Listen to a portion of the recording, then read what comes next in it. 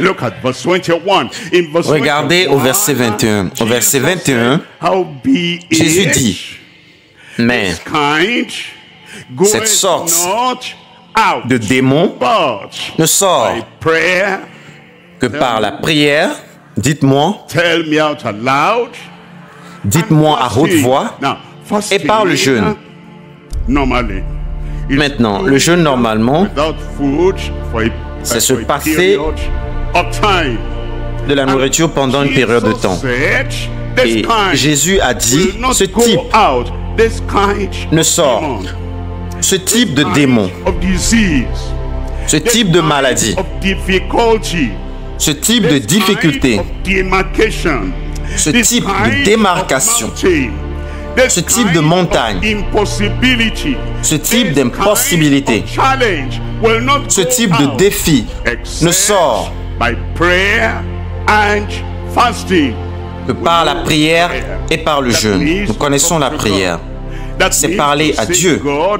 C'est dire, oh Dieu, voici mon défi. Tu es le Dieu de tout pouvoir, de toute création. Et tu peux déplacer ma montagne, ma difficulté. Mais il dit, la prière et le jeûne.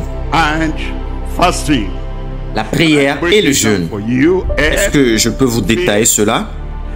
Nous avons la foi sans la nourriture. Tu te prives de nourriture pendant un moment. Pourquoi? Parce que le déplacement de cette montagne est plus important pour moi que pour les morceaux ou quoi que ce soit. Et donc tu viens. Et pourquoi je jeûne? Parce que je crois.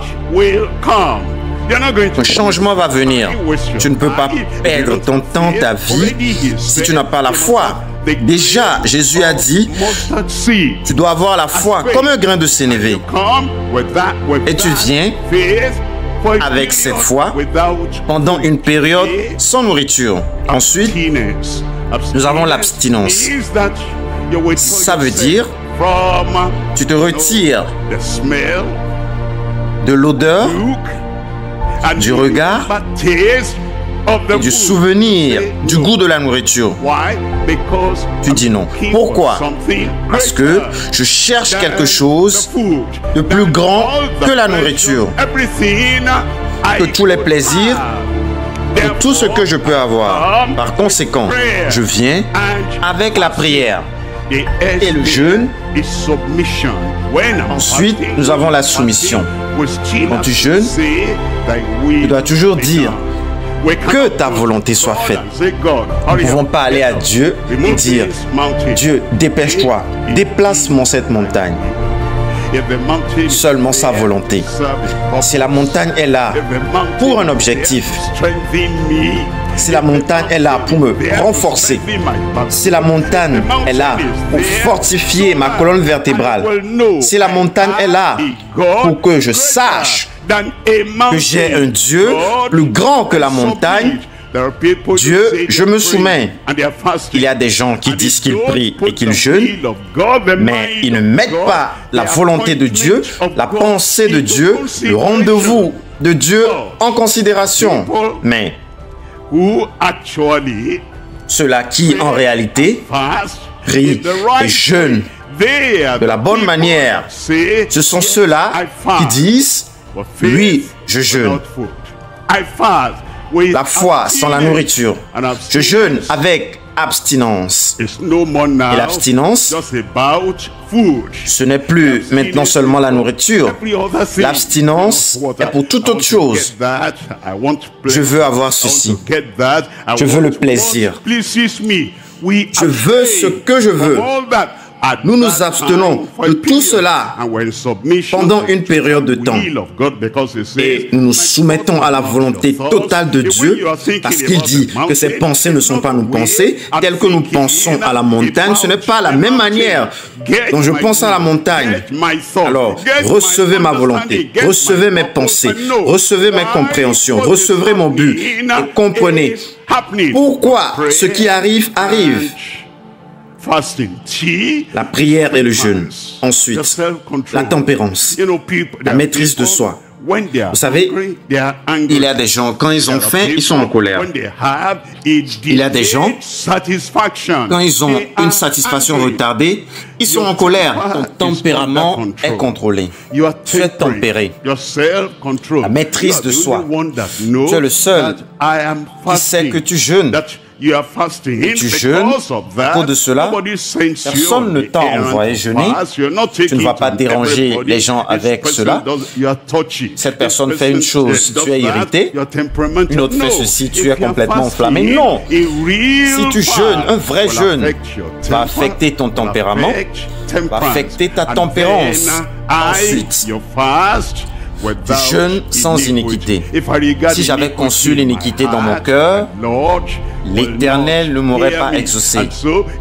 Donc si tu jeûnes et tu fumes, tu jeûnes et tu t'enivres, tu jeûnes et tu bats ta femme, tu jeûnes, tu es méchant, tu pratiques la méchanceté, ce jeûne n'obtiendra rien. Ça doit être sans toute forme d'iniquité. Ensuite, quand tu jeûnes et quand tu pries, rappelle-toi, il a dit, tout ce que tu demanderas en mon nom, tu ne vas pas devant le Seigneur et dis, Seigneur, lève-toi, laisse toute ton administration du monde, fais attention en moi. Voici mon nom, et donc tu donnes ton nom, ce nom n'obtiendra rien. Tu viens et tu dis, Seigneur, je viens, je prie, je jeûne, je me dévoue, et je plaide pour ceci au nom de Jésus-Christ, mon Seigneur et mon Sauveur. Ensuite, tu jeûnes pour sa gloire. Tu jeûnes pour sa gloire. Tout ce que je demande qui ne te glorifie pas, annule cela. Moi, un homme insensé, croyant que je dois avoir ceci, et si tu sais que cela ne t'apportera pas la gloire, Seigneur, éloigne cela de la liste de ce que je demande.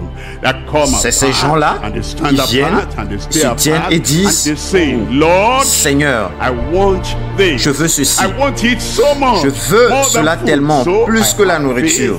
Et donc j'ai la foi sans la nourriture, je veux cela tellement, donc je suis disposé à m'abstenir de toute chose qui ne fera pas avancer l'abstinence. Ensuite, je viens en soumission au Seigneur. Je viens avec la tempérance, la maîtrise de soi. Je viens sans iniquité et je viens dans le nom de ton Fils unique, Jésus. Je viens avec la piété pour ta gloire. Voilà comment nous prions et nous jeûnons.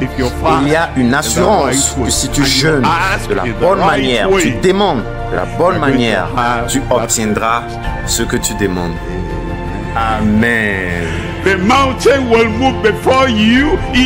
montagne sera déplacée devant toi au nom de Jésus.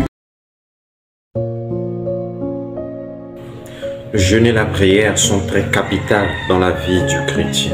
Jésus a dit, ce type de démon ne sort que par le jeûne et la prière. En réalité, pour recevoir certaines délivrances, il faut se donner au jeûne et à la prière. Mais de quelle manière jeûnes-tu? On n'observe pas le jeûne et la prière juste parce qu'il faut l'observer. L'homme de Dieu vient de nous relater les principes nécessaires à observer afin de recevoir le miracle qu'on cherche à travers notre jeûne et notre prière.